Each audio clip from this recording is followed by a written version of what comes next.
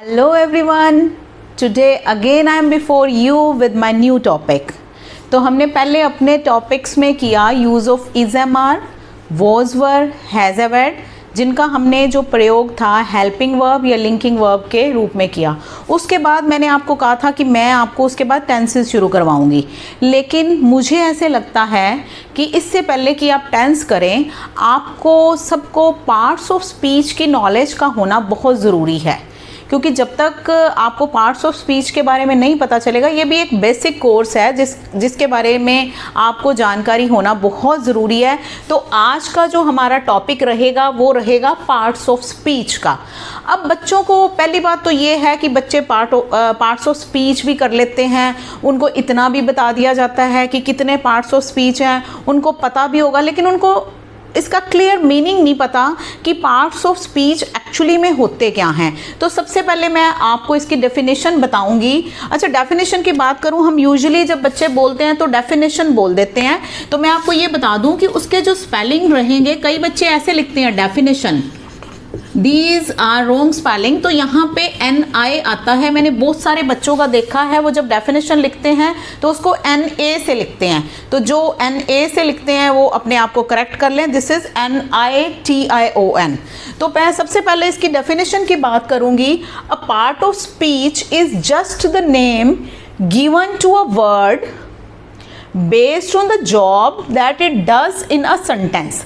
मतलब एक सेंटेंस में, अब आपको पता है कि शब्दों से मिलके सेंटेंस बनता है, तो एक सेंटेंस में वर्ड का क्या रोल है, वो क्या जॉब करता है वर्ड, वो पार्ट्स ऑफ स्पीच में बताया जाता है। तो शब्दों का वाक्य में क्या प्रयोग है ये मैं आपको बताने वाली हूँ कि जितने भी शब्द हैं उनका वाक्यों में क्या प्रयोग रहेगा, वो क्या रोल अदा करेंगे।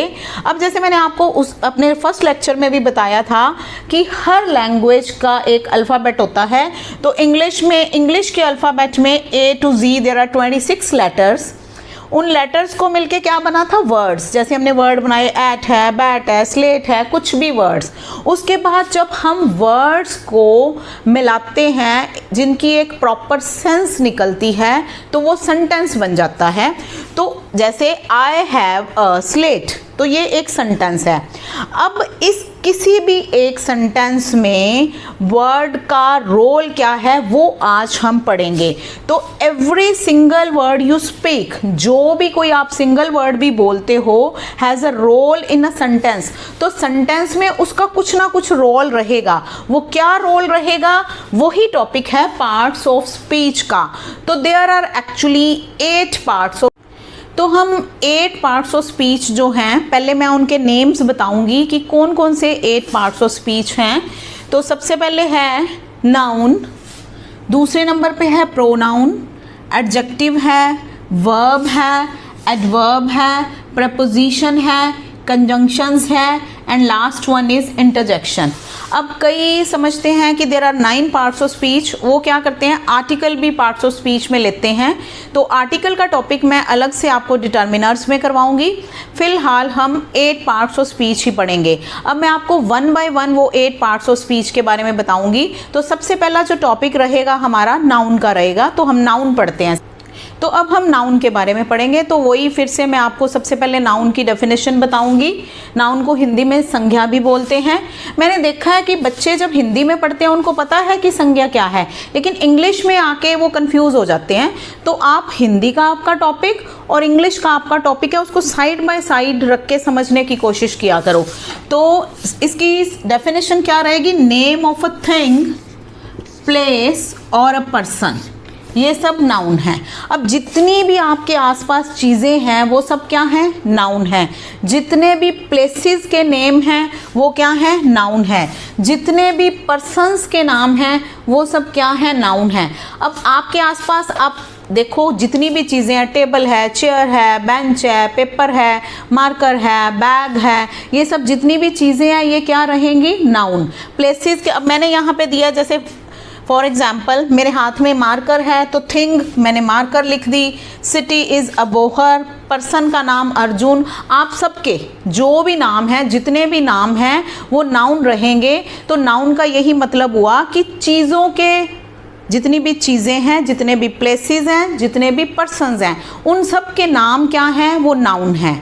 अब नाउन की आगे टाइप्स भी हैं, लेकिन आपको अगर बेसिक करना है तो उसके लिए आप इतना ही समझ लो। वैसे मैं आपको ऑरली एक बार बता देती हूँ, जैसे कॉमन नाउन है, प्रॉपर नाउन है, एब्स्ट्रैक्ट नाउन है, मटेरियल नाउन है, कलेक्टिव नाउन है।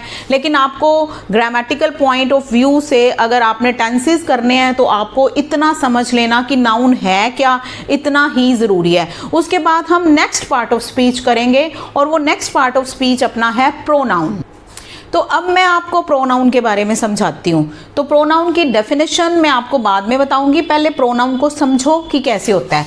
जैसे आप सपोज करो मेरे बारे में बात कर रहे हो, तो जैसे आप लिखते हो मीरा इज़ आवर टीचर, उसके बाद लिखते हो मीरा इज़ MA B.Ed, उसके बाद लिखते हो मीरा इज़, जो भी आपने लिखना है, मीरा इज दिस, जो भी लिखना है। तो क्या आप बार बार मीरा मीरा लिखते रहोगे? नो। तो पहली बार आप मीरा लिखोगे तो मीरा कौन सा पार्ट ऑफ स्पीच है? जो पहला पार्ट ऑफ स्पीच आपने करा है, and that is a noun. Meera noun है। अब बार बार आप मीरा मीरा नहीं लिखोगे, तो आपको मीरा को रिप्लेस करके एक वर्ड लगाना पड़ेगा और वो है शी। मीरा के बाद उसको रिप्लेस करके जो वर्ड लगाओगे वो प्रोनाउन रहेगा। तो ऐसे ही किसी मेल की आप बात कर रहे हो, suppose you are writing Raghav is my friend, Raghav is 12 years old। तो इस टाइप से आप बार बार राघव नहीं लिखोगे, एक बार आप राघव लिख के दूसरी बार क्या लिखोगे? ही। तो इसका मतलब ये सारे वर्ड हैं जो नाउन को रिप्लेस करके जो आप वर्ड्स लगाते हो उनको क्या बोलते हैं? प्रोनाउन बोलते हैं। तो वो सब प्रोनाउन, क्योंकि आपने टेंसेस को समझना है तो प्रोनाउन के पोजेसिव्स भी आपको लर्न करने पड़ेंगे और उसके ऑब्जेक्टिव भी लर्न करने पड़ेंगे अगर आपने टेंसेस को समझना है। तो पहले मैं आपको प्रोनाउन की डेफिनेशन दूंगी, फिर उस साथ में उनके ऑब्जेक्टिव और पोजेसिव के बारे में अभी बताती हूँ। तो लेट्स मूव टू दैट। तो प्रोनाउन की डेफिनेशन क्या है? जैसे मैंने आपको पहले ही समझा दिया है, प्रोनाउन की डेफिनेशन रहेगी a word used in place of a noun is called pronoun. Word जो जिसको आपने नाउन की जगह पे यूज किया वो प्रोनाउन है। For example she, he, it, they etcetera. तो अब मैं उनके पोजेसिव और ऑब्जेक्टिव के बारे में आपको बताती हूँ। तो अब मैं आपको जितने भी प्रोनाउंस हैं उनके पोजेसिव और ऑब्जेक्टिव्स के बारे में बताऊंगी। तो ये जितने भी प्रोनाउंस हैं इनके पोजेसिव्स और ऑब्जेक्टिव्स के बारे में जानना बहुत ज़रूरी है आपके लिए, और इन सब का मीनिंग भी जो है आपको वर्नैकुलर लैंग्वेज में पता होना चाहिए। जैसे आई मीन्स मैं है, ये मैं आपको पहले बता चुकी हूँ। वी हम है, ही वह मेल के लिए है, शी वह फीमेल के लिए है, इट मीन्स यह होता है, दे वे हैं ज़्यादा जने जब होते हैं, यू तुम या तू के लिए है, वन का मतलब है कोई एक। अब मैं इनके पोजेसिव्स के बारे में बात करूंगी। पोजेसिव का मतलब होता है कि किसी ने किसी चीज़ को अपना कहना है। जैसे मैंने कहना है तो मैं कहूँगी आई लव, मैं वैसे नहीं कहूँगी आई लव हिज कंट्री, मुझे अपने देश से प्यार है तो मैं कहूँगी I love my country, he love his country. तो ये इस तरह से प्रोनाउन के पोजेसिव्स रहेंगे। माई मीन्स मेरा, ये सब आपने मीनिंग जरूर सब बच्चों ने इनके लर्न करने हैं, बच्चों को पता नहीं चलता कई बार। तो आर मीन्स हमारा, ही का पोजेसिव हिज रहेगा, हिज मीन्स उसका, शी का पोजेसिव अगेन हर रहेगा, हर मीन्स उसका, ये फीमेल के लिए है। इट का पोजेसिव इट्स रहेगा, इसका मतलब होता है इसका। दे ज़्यादा जने हैं, वे तो इनका पोजेसिव देयर रहेगा। अब यहाँ पे मैं एक बात बता दूं, देयर आर टू देयर्स। एक देयर THERE वाला देयर है, एक THEIR वाला देयर है। तो यहाँ पे मैंने देखा है मेरे बच्चे बहुत क्लास में भी कंफ्यूज होते हैं, कई बच्चे उनको पता ही नहीं चलता कि देयर, ये वाला देयर कहाँ पे लिखना है और ये वाला देयर कहाँ पे लिखना है। तो मैं आपको बता दूं THERE वाला जो देयर होता है उसका मीनिंग होता है वहाँ। तो ये पोजेसिव है दे का, देयर में दे का ये जो देयर है इसका मतलब होता है उनका। जैसे आपने कहना है कि गली में बहुत रश था तो हम ये कहेंगे there was a great rush in the street. ये है दिस इज देयर कार, ये उनकी कार है, तो ये वाला THEIR वाला जो देयर है वो उनका होता है। उसके बाद आगे चलेंगे, यू का पोजेसिव है योर और वन, वन मीन्स कोई भी एक जना। तो ये मैंने कॉम्पिटिटिव जो एग्जाम्स होते हैं उसमें कई बार ये वाला कॉमन एरर में भी आ जाता है, जिसमें लिखा होता है one should love his country. तो अब नॉर्मली आप देखोगे तो आपको लगेगा कि this is a right sentence, इस सेंटेंस में तो कोई गलती है ही नहीं कि किसी एक बंदे को अपने देश के साथ प्यार करना चाहिए, लेकिन इसमें गलती क्या है, ये है। तो वन का जो पोजेसिव है वो हिज नहीं होता, वन का पोजेसिव रहता है वंस। तो यहाँ पे दिस इज अपोस्ट्रोफी एस, तो ये अपोस्ट्रोफी एस का यूज मैं आपको अलग से अपने एक लेक्चर में बताऊंगी। तो यहाँ पे आपको सिर्फ इतना याद रखना है कि वन का जो पोजेसिव है वो वंस होता है। उसके बाद मैं इनके ऑब्जेक्टिव्स की बात करूंगी, इनके मीनिंग सब बच्चे जरूर लर्न कर लें। इनके ऑब्जेक्टिव रहेंगे, आई का मी, मी मीन्स मुझे, वी का अस, अस मीन्स हमें, ही का हिम, हिम मीन्स उसे, शी का हर उसे, इट का इट ही रहेगा, दे का देम उनको, यू का यू ही रहेगा, वन का वन ही रहेगा। अब ये ऑब्जेक्टिव क्या है, जब आगे हम वॉइस का चेंज द वॉइस करेंगे उसमें जितने भी सब्जेक्ट आएंगे आपको उन सब्जेक्ट्स को ऑब्जेक्ट में चेंज करना पड़ेगा। तो ये सब के मीनिंग भी आपको ज़रूर पता होने चाहिए। तो सबसे पहले इनको लर्न कर लो, उसके बाद में आपको इसका जो नेक्स्ट पार्ट ऑफ स्पीच है वो आपको बताती हूँ। अब नेक्स्ट पार्ट ऑफ स्पीच अपना है एडजेक्टिव। एडजेक्टिव होता है विशेषण। हिंदी में आप बोलते हो कि जो नाउन या प्रोनाउन की, संज्ञा या सर्वनाम की विशेषता के बारे में बताता है तो उसको हम बोलते हैं विशेषण। अब विशेषता का मतलब ये नहीं आपने लेना है कि उसके बारे में आपने गुड पॉइंट ही बताना है, it can be a bad point also. आप किसी के बारे में आपने किसी के लिए कहना है कि वो अच्छा लड़का है तो वो भी उसकी विशेषता है। अगर आपने कहना है कि वो बुरा लड़का है, ये नहीं कि सिर्फ अच्छा का मतलब ही है कि विशेषता है, तो बुरा अगर आप वर्ड यूज़ करते हो वो भी उसकी विशेषता है। अगर हमने इसकी डेफिनेशन देनी है तो हम कहेंगे a word that qualifies a noun और प्रोनाउन। नाउन और प्रोनाउन की जो क्वालिटी के बारे में बताता है उसको हम बोलते हैं विशेषण बोलते हैं। तो जैसे मैंने यहाँ पे एग्जाम्पल लिखे हैं, I have a dash purse. अब मैं आपको बता नहीं रही हूँ, आप कुछ भी बताओ, कुछ भी नाउन या प्रोनाउन के आगे आप जो भी वर्ड लगाओगे जो उसके बारे में उसको क्वालिफाई करेगा, उसकी विशेषता के बारे में बताएगा, तो वो एडजेक्टिव होएगा, विशेषण होएगा। जैसे आई हैव, मैंने लिख दिया कॉस्टली पर्स, आप new purse, old purse, beautiful purse, कुछ भी ऐसे वर्ड्स लगा सकते हो जो पर्स के बारे में बता रहे हैं कि ये जो पर्स है नया है, पुराना है, महंगा है, सस्ता है, कुछ भी। तो ये क्या हो गया, यहाँ पे हमारा जो कॉस्टली वर्ड है वो एडजेक्टिव है। उसके बाद यहाँ पे पर्स क्या था, कौन सा पार्ट ऑफ स्पीच है, पर्स इज अ नाउन। तो अब यहाँ पे मैं शी की बात कर रही हूँ, शी इज अ प्रोनाउन। यहाँ पे कॉस्टली वर्ड ने नाउन की विशेषता को प्रकट किया है, तो यहाँ पे शी इज अ प्रोनाउन। तो हम शी की, आप कोई भी वर्ड लगा सकते हो, कोई भी एडजेक्टिव लगाओ। She is a dash girl, वो कैसी लड़की है, वो अच्छी लड़की है, बुरी लड़की है, इंटेलिजेंट लड़की है, कुछ भी। तो मैंने यहाँ पे लिखा है she is a pretty girl. तो प्रिटी यहाँ पे क्या है, एडजेक्टिव रहेगा। अब एडजेक्टिव जो है उसकी आगे डिग्रीज होती हैं, और वो डिग्रीज 3 तरह की डिग्रीज होती हैं। उसको नॉर्मल लैंग्वेज में बच्चे बोल देते हैं D1, D2, D3, मतलब degree, first degree, second degree, third degree. Actually वो होती हैं, उनको बोलते हैं, फर्स्ट डिग्री को बोलते हैं positive degree, second degree is comparative degree and third degree is superlative degree. अब उन डिग्रीज का कहाँ पे यूज होता है वो आपको टेंसेस के लिए समझना बहुत जरूरी है। तो अब मैं आपको उनके यूज के बारे में बताती हूँ। तो वो डिग्रीज का यूज बताने से पहले मैं आपको यहाँ पे बता देती हूँ कि किसी भी, कोई भी जो वर्ड है, कोई भी एडजेक्टिव है, उसकी डिग्री बनाते कैसे हैं। तो जैसे कि मैंने आपको पहले बताया, फर्स्ट डिग्री को पॉजिटिव बोलते हैं, second degree is called comparative degree and third degree superlative degree. अब जैसे यूजुअली हम डिग्रीज कैसे बनाते हैं, हमारे पास फर्स्ट डिग्री दी हुई है, यानी कि कोई भी एडजेक्टिव दिया हुआ है, तो उसकी जो सेकेंड डिग्री बनेगी, जो भी वर्ड दिया हुआ है उसके साथ हम ER, और थर्ड डिग्री में EST लगाएंगे। इस तरह से डिग्रीज बन जाती हैं। जैसे क्लेवर की क्लेवरर, क्लेवरेस्ट, एबल की एबलर, एबलेस्ट। लेकिन जिसके पीछे पहले से ही ई लगा हुआ है, जैसे एबल में मैंने लिखा, तो इसमें आप दोबारा से ई नहीं लगाओगे, ई तो लगा ही हुआ है, एबलेस्ट, इस टाइप से बनेगी। ई लगा हुआ है।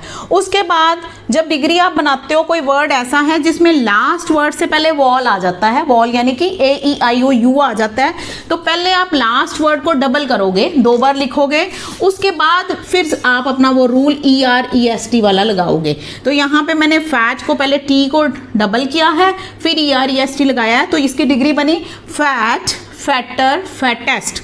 उसके बाद एक और रूल है कि अगर आपके पास लास्ट वर्ड में वाई है, जैसे मैंने प्रिटी में लिखा वाई है, तो पहले आप वाई को काट के उसकी जगह पे उसको रिप्लेस करके आई लिखोगे, उसके बाद उसके साथ ER और EST लगाओगे, जैसे मैंने यहाँ लगाया प्रिटी, प्रिटियर, प्रिटिएस्ट। उसके बाद कुछ डिग्रीज ऐसे बनती हैं, एडजेक्टिव कुछ ऐसे हैं जिन पे कोई रूल नहीं चलता है, वो अलग से हैं, वो एक्सेप्शंस हैं। जैसे गुड, गुड मीन्स अच्छा, तो गुड की 2nd डिग्री रहेगी बेटर, 3rd डिग्री रहेगी बेस्ट। ऐसे ही बैड या इविल है, दोनों का मीनिंग बुरा है, तो इसकी डिग्री रहेगी वर्स और वर्स्ट। अब जैसे कि मैंने आपको पहले बताया, मैं आपको डिग्रीज का यूज़ करना बताती हूँ। अब कैसे यूज़ करना है, जब आपने किसी एक नाउन या प्रोनाउन की बात करनी है, एक की कोई क्वालिटी बता रहे हो, एक के बारे में कोई भी उसकी विशेषता को प्रकट कर रहे हो, तो आप फर्स्ट डिग्री लगाओगे, जिसको पॉजिटिव बोलते हैं। जैसे he is an intelligent boy, एक जने की बात कर रहे हो, आप पहला एडजेक्टिव, पहली डिग्री लगाओगे। अब अगर आपने किसी एक नाउन का दूसरे नाउन के साथ या एक प्रोनाउन का दूसरे प्रोनाउन के साथ कंपैरिजन करना है, दोनों का एक के साथ, फिर से मैं ये बात रिपीट कर रही हूँ, जब एक का कंपैरिजन आपने एक के साथ ही करना है, तो आप उसके लिए दूसरी डिग्री लगाओगे, इसीलिए उसको कंपैरेटिव डिग्री कहते हैं, कि कंपैरिजन करने के लिए। जैसे मैंने कहना है Ram is more intelligent than Shyam, तो इसमें कुछ डिग्रीज ऐसी हैं जो आगे मोर मोस्ट लग के भी बनती हैं, जैसे कि beautiful, more beautiful, most beautiful, wonderful, more wonderful, most wonderful. Intelligent की जैसे अभी मैंने बोली मोर इंटेलिजेंट, मोस्ट इंटेलिजेंट। तो जितने भी एडजेक्टिव हैं, आप उनकी डिग्रीज जो हैं वो ज़रूर लर्न कर लें। अब मैं बात करूँगी कि सुपरलेटिव डिग्री कहाँ पे लगती है। तो superlative degree means 3rd degree. 3rd degree वहाँ पे लगती है जब आप एक नाउन या प्रोनाउन का कंपैरिजन एक से ज़्यादा के साथ करते हो। वो 2 हो सकते हैं, 4 हो सकते हैं, 5 हो सकते हैं, पूरी क्लास हो सकती है, कितने भी जने ले लें, उनके साथ जब आप कंपैरिजन करोगे तो आप 3rd डिग्री लगाओगे। जैसे मैंने आपकी क्लास के एक बच्चे की बात करनी है, जैसे मैंने कहा राघव, पहले मैंने कहा Raghav is a tall boy, जो राघव है वो एक टॉल बच्चा है, टॉल लड़का है। उसके बाद क्लास में एक बच्चा और है, जैसे मैंने कह दिया शुभ, शुभ और राघव का मैं कंपैरिजन कर रही हूँ, तो मैं कह रही हूँ राघव इज टॉलर। अब मैं 2nd डिग्री लगाऊंगी क्योंकि 2 जनों का कंपैरिजन कर रही हूँ, तो मैं कह रही हूँ राघव इज टॉलर दैन शुभ। तो ये जो दूसरी डिग्री रहेगी, इसका एक रूल ये भी है कि दूसरी degree, this 2nd degree comparative degree is always followed by than. तो इसके बाद हमेशा देन लगता है। कई बच्चे इसको देन बोलते हैं, देन मीन्स फिर होता है, this is a comparative word, then इसमें आपने लिखना है। तो मैंने कहा कि Raghav is taller than Shubh. अब क्या है, जब मैं पूरी क्लास की बात कर रही हूँ कि जो राघव है पूरी क्लास के बच्चों में से सबसे लंबा है, तो क्लास में 20, 25, 30, 40 कितने भी बच्चे हो सकते हैं, तो मैं कहूँगी राघव इज, अब 3rd डिग्री क्या है टॉल की, टॉलेस्ट, तो मैं कहूँगी Raghav is the tallest boy in the class. अब 3rd डिग्री से पहले जो है वो द लगता है। अब दिस इज अ रूल कि 2nd degree is followed by than, यानी कि 2nd डिग्री के बाद तो हमेशा दैन आता है, लेकिन 3rd डिग्री से पहले दी आता है। ये मैं हमेशा वर्ड नहीं यूज करूंगी कि हमेशा ही दी आता है। कुछ ऐसे केसेस होते हैं जब 3rd डिग्री से पहले दी नहीं आता। कैन एनीबडी टेल मी कि कौन से ऐसे वर्ड्स हैं या कौन से ऐसे सेंटेंस हैं जिसमें 3rd डिग्री से पहले द नहीं आता। तो मैं आपको बताती हूँ, जैसे मैंने लिखा he is my best friend. अब यहाँ पे बेस्ट 3rd डिग्री है, लेकिन यहाँ पे तो मैंने दी नहीं लिखा। क्यों नहीं लिखा? क्योंकि इससे पहले माई आ गया, माई इज पोजेसिव। तो जब भी 3rd डिग्री से पहले आपके पास पोजेसिव आ जाए तो थर्ड डिग्री से पहले द नहीं लगता है, अदरवाइज थर्ड डिग्री से पहले आप द लगाओगे। अब इसमें एक रूल और भी है मैं जो आपको बताने जा रही हूँ, वो ये है कि अगर एक ही सेंटेंस में 2 बार दूसरी डिग्री आ जाती है, 2 बार दूसरी डिग्री, इसको ध्यान से सुनना, तो उस सेंटेंस में दोनों से पहले द आता है। जैसे कि एग्जाम्पल मैं आपको बताती हूँ, the higher you go the cooler it is, जितना आप ऊंचाई पे जाओगे उतनी ज़्यादा ठंड होएगी। तो उसमें क्या रहता है, जैसे 2 दूसरी डिग्रीज हैं, हायर भी दूसरी डिग्री है और कूलर भी दूसरी डिग्री है, तो दोनों दूसरी डिग्री के आगे एक ही सेंटेंस में होनी चाहिए, एक ही सेंटेंस में होनी चाहिए वो दोनों डिग्री। तो जैसे मैं यहाँ पे आपको बता रही हूँ, the higher you go the cooler it is, the higher, यहाँ पे higher is second degree, you go the cooler it is, यहाँ पे कूलर इज सेकेंड डिग्री। वैसे सेकेंड डिग्री से पहले द नहीं लगता, पर एक सेंटेंस में 2 बार अगर सेकेंड डिग्री आ जाती है तो आप दोनों के आगे द लगाओगे, दिस इज द रूल। तो आपको ये सारे डिग्रीज भी लर्न करनी है। उसके बाद जो हमारा नेक्स्ट पार्ट ऑफ स्पीच है वो है वर्ब। तो हमारा जो नेक्स्ट पार्ट ऑफ स्पीच है वो वर्ब है। वर्ब मीन्स क्रिया। अगर मैं हिंदी में, क्रिया को आप इंग्लिश में आप कह सकते हो कि जो एक्शन वर्ड्स हैं उनको सबको वर्ब्स बोलते हैं, या हिंदी में आप अगर उसकी डेफिनेशन लेते हो तो आप कहते हो कि जिसमें काम का करना या होना पाया जाता है, मतलब जिसमें कोई काम हो रहा है। काम होने का मतलब जैसे खाना, पीना, सोना, उठना, बैठना, आना, जाना, रोना, हंसना, गाना, बजाना, सुनना, ये सब क्या है, क्रियाएं हैं। अब जो वर्ब है इनको अगर अपन क्लासिफाई करते हैं तो इसमें मेन वर्ब आते हैं और हेल्पिंग वर्ब आते हैं। अब मेन वर्ब में जो मैंने अभी सारे बोले, खाना, पीना, सोना, उठना, बैठना, ईट, ड्रिंक, स्लीप, ये सब क्या हैं, मेन वर्ब में आते हैं। उसके बाद आते हैं हेल्पिंग वर्ब। अब जो हेल्पिंग वर्ब है उनकी आगे फिर से 2 टाइप्स हैं। हेल्पिंग वर्ब में आते हैं मेन हेल्पिंग वर्ब होते हैं और मॉडल हेल्पिंग वर्ब होते हैं। मेन हेल्पिंग वर्ब वाला जो टॉपिक है मैं आपको पहले करवा चुकी हूँ, क्योंकि टेंसेस में इसका आना बहुत ज़रूरी है। तो मेन हेल्पिंग वर्ब में जैसे जिस इज एम आर हैं, वॉज वर हैं, हैज़, हैव और हैड है, ये आते हैं। और टेंसेस में 3 नई एडिशन हो जाएंगी, डू, डज, डिड। इनका डू, डज, डिड का कहाँ पे प्रयोग होता है वो आपको मैं टेंसेस में बताऊंगी। इन सब का यूज़ मैं आपको ऑलरेडी बता चुकी हूँ। उसके बाद इसकी सेकंड कैटेगरी है modal helping verb. Modal helping verb में आते हैं can, could, will, would, shall, should, may, might, ought to, need, need not, must. तो ये सब क्या हैं, मॉडल हेल्पिंग वर्ब है। तो मॉडल हेल्पिंग वर्ब का एक अलग से टॉपिक रहेगा, वो मैं आपको अलग से करवाऊंगी। तो ये पहले सब बच्चों ने क्या करना है, जितने भी मेन वर्ब हैं उनकी जैसे डिग्रीज हैं, एडजेक्टिव हैं, उनकी डिग्रीज होती हैं, वैसे ही जो मेन हेल्पिंग वर्ब हैं उनकी आगे फॉर्म्स होती हैं। तो वो डिपेंड करता है कि कौन से टेंस में कौन सी फॉर्म लगनी है, फर्स्ट, सेकंड, थर्ड। जैसे प्रेजेंट है, पास्ट है, पास्ट पार्टिसिपल है। तो आपके लिए ये होमवर्क है कि सब बच्चों ने इनकी फॉर्म्स ऑफ वर्ब जरूर लर्न करनी है। जैसे ईट, एट, इटन, बहुत सारी फॉर्म्स ऑफ वर्ब है, आप सब बच्चों को पता ही होगी। ईडी लग के बनती हैं, जैसे add, added, added, subtract, subtracted, subtracted, call, called, called. लेकिन बहुत सारी अलग से बनती हैं, जैसे burn, burned, burned, sleep, slept, slept. कुछ ऐसी हैं जो चेंज ही नहीं होती हैं, जैसे cut, cut, cut, put, put, put, shut, shut, shut, hit, hit, hit. तो ऐसे आपको सारी forms of verb with meaning learn करनी पड़ेंगी। जब तक आप उनको नहीं लर्न करोगे तो फिर आपकी वोकैबुलरी है वो इंक्रीज नहीं होएगी। तो आप उनको लर्न ज़रूर करो। तो अब हम चलेंगे कि हमारा नेक्स्ट पार्ट ऑफ स्पीच क्या है, और वो है एडवर्ब।